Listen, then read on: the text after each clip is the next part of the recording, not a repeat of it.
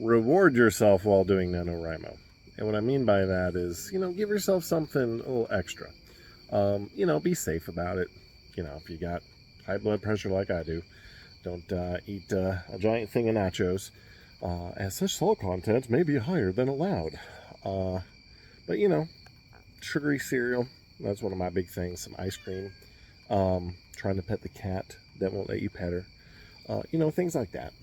Give it a shot and really make it not just about seeking the because that's the thing. You want to start with the beginning. You start with, hey, I'm doing this for ice cream, and then hopefully it kind of morphs into you really enjoy it so much that you do it because you want to. You want to do it every night. You want to write every night. You want to look at things, read things, imagine things, really put it on the page and see how it feels.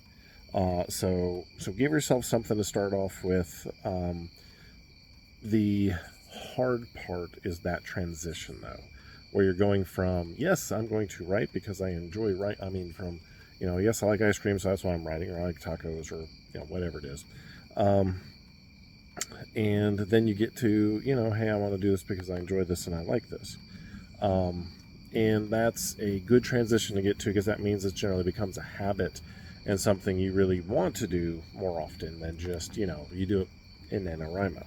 Now, if you're a folk that, you're going to do NaNoWriMo once and you're pretty much done, you're never going to really write again, welcome to it. Really, hopefully that book is really awesome. Hopefully it, maybe helps somebody or touches somebody's life. Maybe you just wanted to do it, you crushed it, and then you're done.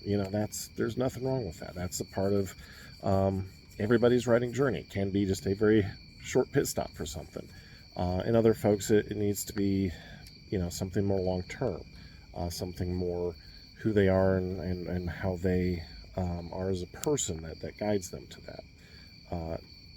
Don't worry about, 10 years from now, as far as your writing journey is concerned. Worry about today. Worry about how you're going to prep, how you're going to make things work, what you're going to write, how you're going to do it.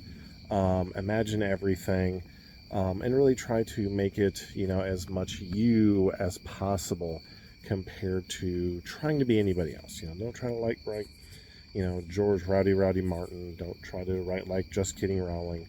Don't try to be like Stephen King. Be like you. And you'll find things. There are some things that I write that drive a lot of people insane. Like, I do not like how you format this because it's not normal, or it's not what's expected or something. So if you do that kind of thing, it may become your thing. It may be just so annoying that you have to quit. And that's one of the things I've learned. I love dialogue tags, like, to the nth degree. I love dialogue tags. And it drives a lot of people crazy that every single line of dialogue has a tag with it. And it's usually an action tag. It's not like, you said, but it becomes very common, expected, and sometimes gets a little annoying. And part of that is, and here's kind of one of those hidden things that if you don't know writing and get people to really read it as well, things that pull people out of your story because of your formatting, how you write, your style, or something like that.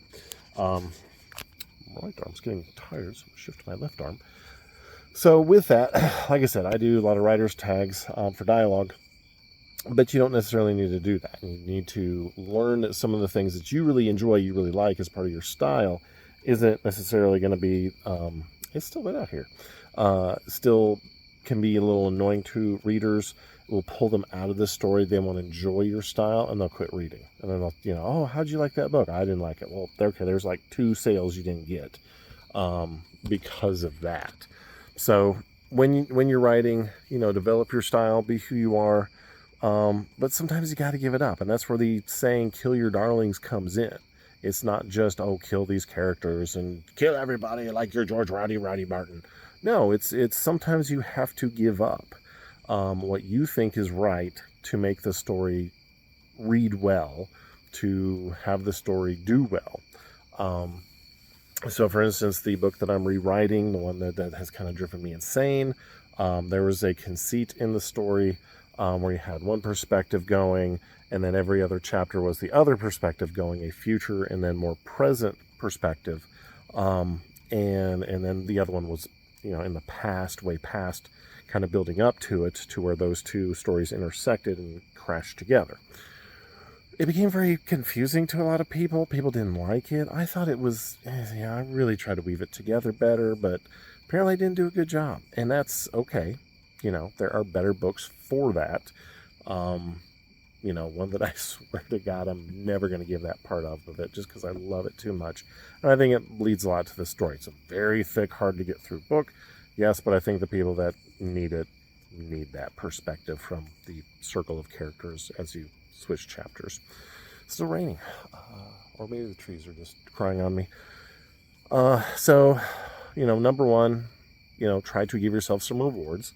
So that way you feel like writing. And then two, hopefully it becomes intrinsic, in other words, inside of you, so you enjoy writing. And if you don't, that's okay. This isn't for everybody. You do your one NaNoWriMo, you're like, cool, I tried it, I didn't like it, time to move on. Do it. There's no reason to push yourself into something you really don't enjoy and really don't like to be a part of.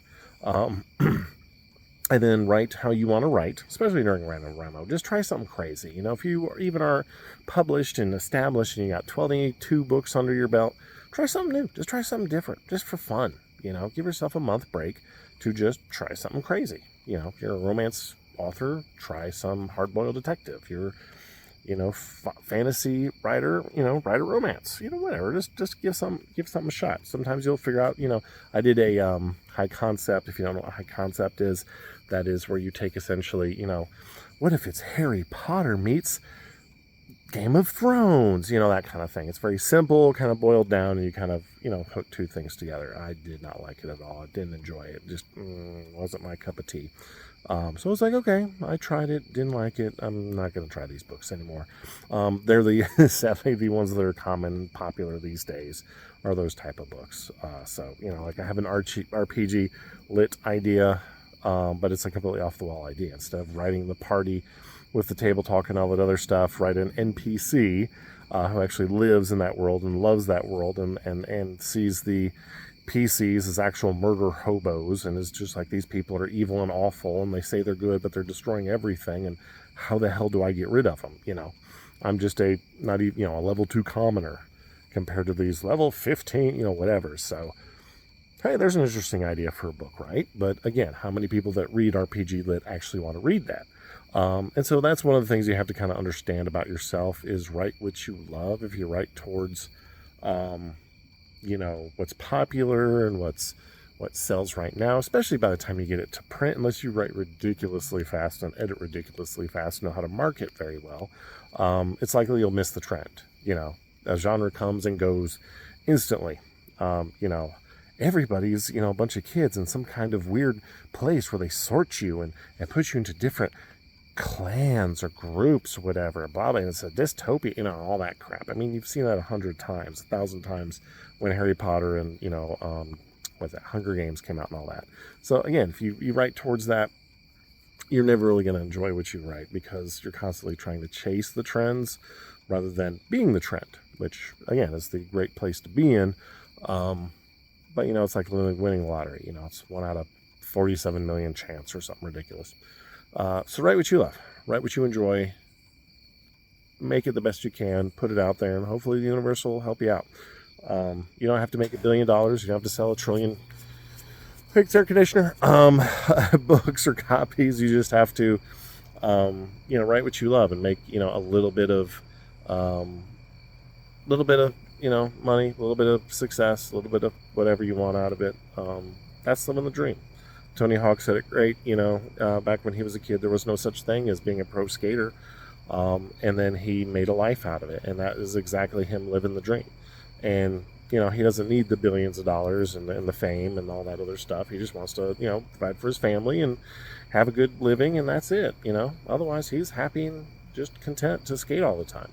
And that's, if you're really going to be a writer and you're really going to dig deep into it and you really want this to be a thing for you, you're going to have to measure your success not by the top, but by what you really want and really love. So anyway, take care of yourself. Have a good night. Love you.